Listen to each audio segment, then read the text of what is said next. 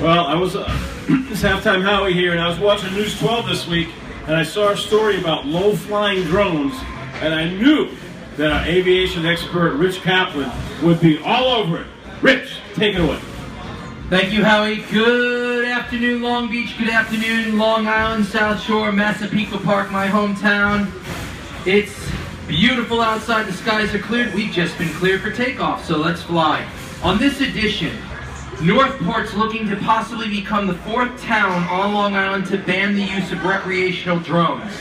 This is a Walkera QRX 350 Pro. This is a drone that I personally use. This is what they're looking to ban. The problem is that people don't just fly them. They like to observe their neighbors, they like to spy on people, and these machines have the capability of doing just that. It's not like it used to be where, you just fly for fun. Now people are flying and they're maliciously using it, and that's the problem.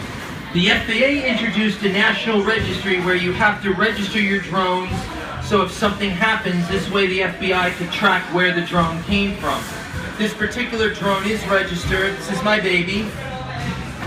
It does not have a camera. I haven't put one on yet. But ultimately, when I do put the camera on, you will notice there'll be high-end video. You can shoot video from the air. You can shoot your kids' quinceañera or bar mitzvah, whatever.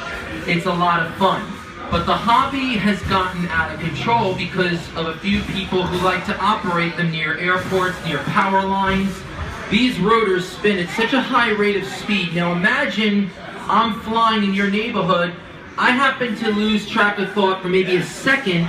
I knock out power to your entire street. That's the problem. That's the main problem with the drones. So we have to be very careful when we operate them. We have to watch what we do. We got to be really smart about it.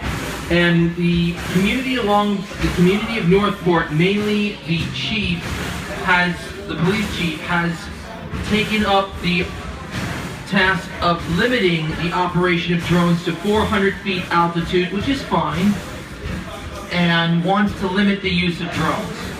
Already we've heard that drones are outlawed in Great Neck Estates and in the town of Huntington. So that's going to pretty much do it for the drone segment. And I'm going to get on to my next segment, which is, of course, the discovery of more debris from Malaysian Flight 370. Now, as you know, Malaysian Flight 370 disappeared about 3 years ago, and it was a tragedy because we don't know what happened to the aircraft. Well, we're now starting to find parts of this airplane, debris washing up off the coast of South Africa. Now, as I've alluded earlier on, the debris field would be vast. It's a Boeing 777-200, carries about 350 passengers on board. So when this jet crashed, we don't know if it was natural causes or intentional. We don't know anything. And unfortunately, the black box flight recorders weren't recovered where we would get that kind of data. So until we have the black boxes recovered, we'll never really know what happened to Malaysian 370. Now, another topic I want to discuss, of course, are low-flying aircraft. Now, the people of Long Beach, I'm sure you guys deal with this all the time. Low-flying airplanes, planes coming in low altitudes. It's becoming a major problem. JFK loves to route its air traffic at low altitude. Some airlines have the names on the belly of their airline, like for example, Emirates has their name prominently displayed on the belly. So it's no secret that airlines love the fact that they can come in low altitude, but the problem is the people of Long Beach, the people of Wilson Park, Mineola, areas like this that deal with it on a daily basis, they're not happy because the noise and also jet fuel. So it is a big issue. It's an issue that I intend to personally tackle and hopefully get some answers for you, and hope that we can definitely get to the bottom of this and hopefully come up with a solution that best suits both the airlines and the residents in the surrounding areas. Lastly, today's aviation term of the day is positive rate.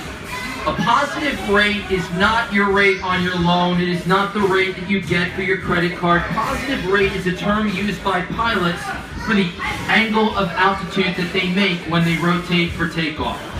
As you may or may not know, V1 is a commitment to take off, meaning that once you reach V1, you cannot abort your landing. You have to take off. V2 is you pull the nose gear off of the tarmac and you are now airborne. Positive rate is what happens after V2.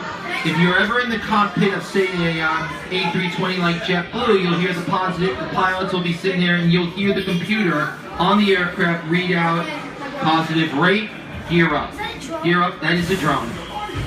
And you will hear a lot about how these aircraft basically take off and land and more. And if you follow the show regularly, you'll learn a great deal about aviation.